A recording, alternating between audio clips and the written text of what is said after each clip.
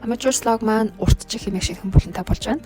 Сонирхолтой, содон, хачирхалтай гэсэн мэдээллүүдийг та бүхэнтэйгээ хуваалцах болно. Ингээд эхний дугаар маань 58 наснда агуудаагаа амарчиж ээж болсон нэгэн солонгос эмэгтэйн тухай хуваалцах болно. Энэ нэвтрүүлэг бүр үнэхээр сонирхолтой, бүр гайхалтай, итгэмээргүйч гэж хэлж болохмоор тийм түүх байгаа. Тэгэхээр шууд нэвтрүүлэг рүүгээ орцгоё. За энэ эмэгтэй болохоор 1955 онд төрсөн. 31 настай өөрөөсөө 3 ах залуутай гэрэлсэн байгаа. За гэрлэнгүүтээ ер нь бол дорхно хүүхэдтэй болчих واخа гэж бодож байсан ч ерөөсөө хүслээр нь болоогүй. Яа тэгэхээр хоёулаа хүүхдэд айгүй хайртай, хүүхэдтэй болохын юмсан гэж айгүй хүсч мөрөөдөж байсан. Даанч хүслээр нь болоогүй. Тэгээд 10 жил ер нь хүүхэдтэй болох гэж янз бүрийн арга чарга хэрэглээд, имлэг, домлог те бүхий л одоо оролдлогоодыг хийж үтсэн байгаа юм. Тэгээд ингээд болохгүй болохоор нь сүүлийн нэг алдартай сургуулийн одоо өргөдлийн чиглэлээр одоо багшилдаг профессор руу имэйл бичсэн байгаа. Нөхцөл байдлаа хэлээд за би ийм ихтэй тэгээд үнэхээр ингээд жирэмслэхийг хүсэж байна гэд имэйл биччихэлтэй. Ийм хариуд нь юу гэсэн бэ гэхээр за эхлээд та одоо нөгөө савныхаа зургийг авахуулаад одоо жирэмслэх боломжтой эсэхийг мэдэх тийм шинжилгээ хийлгээд ирээ гэд. Тэгээд нөгөө эмэгтэй чинь зүйлснийхэн дагуу имлэгээр явсан чинь ерөөсөө шинжилгээ хийж өгөхгүйсэн гинэ. Яагаад гэхээр одоо цэвэршсэн ийм насанд жирэмсэн гэдэг байж боломгүй одоо явтал гэж үзээд шинжилгээ хийхээс татгалзаад байсан юм байлээ. Тэгэхээр энэ эмэгтэй яасан бэ гэхээр за та нар ингэж хийж өгөхгүй юм бол би өөрийнхөө биеийг өөрөө бэлдээд ирээ да гэж хэлсэн гинэ. Хамгийн сонирхолтой нь энэ эмэгтэй 45 наснда цэвэршсэн. Тэгээд цэвэршснээсээ 12 жилийн дараа буюу 57 наснда жирэмсэн болсон байгаа аахгүй юу? Тэгээд хоёр хөтлөгч асуудیں۔ 10 жил хүүхэдтэй болох гээд ингээ имлэгээр яваад ингээр чинь бууж өгөх цаа өстой болидо гэсэн үе байгаагүй юу? Тэр бол ойлгомжтой л асуудал баймаар ингээд гэсэн чинь эмэгтэй тэгж харилж байгаа байхгүй юу? Би бүр үнэхээр хүүхдэд хайртай, тэгээд үнэхээр хүүхэдтэй болохыг хүсэж байсан. Нөхөр маань ч гэсэн бүр яг надтай адилхан ингээд хүүхэдтэй болохыг хүсдэг байсан. Чи одоо хүүхэд над ингээд хүүхэдтэй л болчих юм бол өсөгийг нь би өсгөё. Би үнэхээр ингээд сайн өсгөж чадна гэж нөхөр нь хэлсэн гэж байгаа байхгүй юу?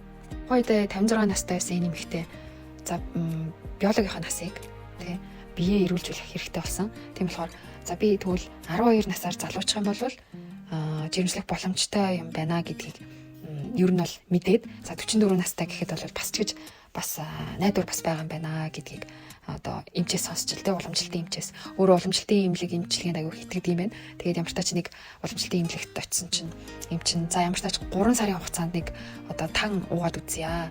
Тэгээд нэлээ бас хугацаа орох байх шүү гэд ямар ч тач хамт нэг ингээд хийгээд үзье, оролдоод үзье гэдэг тийм итгэл найдварыг төрүүлжэлтэй. Эм чин зөвлөсний дагуу 3 сар гормоны эмийг уугаад хэрвээ өөрчлөлт гарах юм бол одоо энэ хүүхдтэй болох оролдлогоо хий. За хэрвээ өөрчлөлт гарахгүй байх юм бол одоо энэ хугацаанд их мөнгө зарцууллаа. Хангалттай хичээлээгээд за энэ одоо ерөөсө болио гэдэг тийм хариуг хэлжилтэй. Тэгсэн эмэгтэй болохоор та тэр асуудалд ерөөсө битгий санаа зовоо ямар ч тач оролдоод үзье. Би уугаад үзье. Тэгээд өөр зүйл хийх ёстой бол бид тэр бүх зүйлийг хийя гэж хэлсэн байгаа. За өөрийнхөө биеийг шинээр бүтээгээд ирья гэж өөртөө болон өрөөл дамлсан эмэгтэй өдөрт нэгээс 2 ав кофе уудаг байсан. За шарсан хайрсан, хоолнд дуртай байсан, гурил бас хэргэлцдэг. Энэ бүхнээсээ татгалзаад ерөөсөө хоолныхоо одоо хэм маягийг өөрчлөөд үзье. За тэрнээс гадна бас хөдөлгөөнч бас хэрэгтэй гэж үзээд өдөрт цаг 30 минутаас 2 цаг алхдаг байсан гэж байгаа. Цаг агаар ямар ч нөхцөл байдалтайс хамаагүй ерөөсөө алхалтаар их ч одоо өнжиж үзээгүй. За хоолны хувьд юу иддэг байсан бэ гэхээр хоолоо дандаа жигнэж болгож хэрэглэдэг. Тэгээд ногоо голдуу хянми пап гэдэг энэ бүхлэг будаа гэж монголоор орчуулагдсан байлээ. Ийм будааг төлхөө хэрэглэдэг байжээ. За тэгээд энэ хооллолт болон биеийн тамир спортыг хослуулад 2 жил орчим ингэж яваад эмчтэр очиж шинжилгээ өгөх болжтой.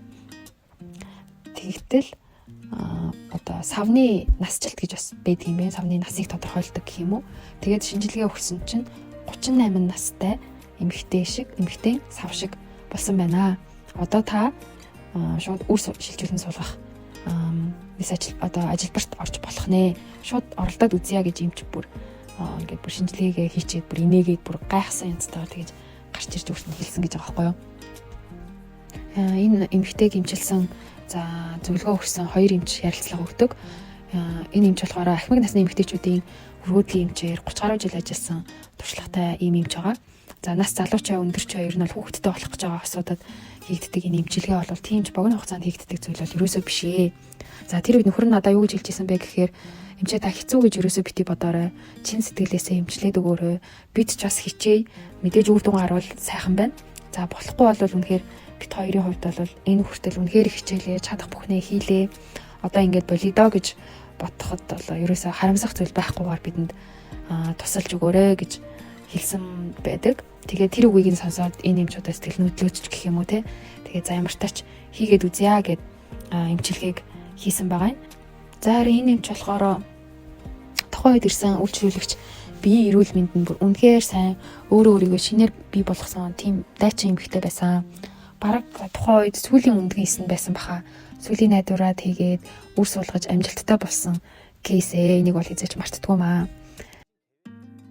За хоёр хөтлөгчийн нэмчи яриаг үзээд тэгээ бүр илүү одоо итгэл үнэмшил төрсөн. Тэгээ нэвтрүүлгийн туршид бүр үнэхээр шокроод итгэж чадахгүй нэрээ юм уу гэсэн тиймэрхүү одоо үйлдэлүүдийг яриаг маш их одоо ярьдаг. Тэгээ 40-50 наснд чи эмэгтэй хүн цэвэршдэг үсттэй. Тэгэхээр чи үндгийн эс ялгарахгүй үсттэй. 45 наснд цэвэршчээд яаж дахиж биений чи юм чи ирсэн гэд бүр эрэгтэй хүмүүс бас их энэ талаар мэдлэг их байдаг юм шиг үлээ жирэмслэлтийн талаар аргагүй мэтгэл ахал та. За ямар ч тач нэг иймэрхүү ярианууд болж өнгөрнөө. Юу гэж хэлэх гээд байна вэ гэхээр энэ эмэгтэй 31 настайгаас эхлээд төрөн төртлөө буюу 58 нас хүртлээр энэ хүн бүр үнэхээр хичээсэн байгаа байхгүй юу. Гол нь би хүүхэдтэй болно. Хизээч бууж өгөхгүй гэд эцэстээ те хоолныхоо хэм маягийг одоо өөрчлөөд спортоор хичээллээд алхалтчтай чинь ямар нэгэн одоо фитнест яваагүй те. Тэгэхээр энэ хоол болон хөдөлгөөн хүний биед ямар их өөрчлөлтийг авчирдаг те. Одоо савны насжилт гэж байдаг бол 56 настай эмэгтэй 38 настай эмэгтэй савны одоо сав шиг тийм савыг тээж болдгийм байна. Бий болгож болдгийм байна гэдгийг харуулсан маш том жишээ байлаа. Тэгээ магадгүй сүүлийн үед ялангуяа Солонгос гэлтгүү Монголд ч гэсэндээ одоо үр хөвгөлтэй болж чадахгүй байгаа иймэрхүү хасууд зөндөө байдаг. Янз бүрийн эмчилгээ хийлгээд цаг хугацаа болоод мөнгөний хувьд бол маш их одоо зарцуулдаг. Ер нь бусдын боломжгүй гэж харж исэн зүйлийг боломжтой болгосон 31 наснаас 56 одоо жирэмслэх нас хүртлээ те 56 нас хүртлээ 20 гаруй жил энэ хичээсэн итгэл найдвараа алдаагүй энэ нэмэгтэйг жишээлээд таач бас хичээгээд үзээрэй мэдээж та хичээж байгаа. Гэхдээ энэ нэмэгтэй энэ их олон жилийн хөдөлмөр одоо хичээл зүтгэлийг таач бас өөртөө шингээгээд магадгүй эмчнэр зөвлөдөг л ах те амьдралын хэв маяг хооллох хэв маягаа өөрчил гэж хэлдэг байх. Тэрэн шиг энэ нэмэгтэйг жишээлээд та бүхэн маань хэрэгжүүлээд хөөрхөн хүүхдтэйгээ удахгүй уулзах байхаа гэж бодож байна.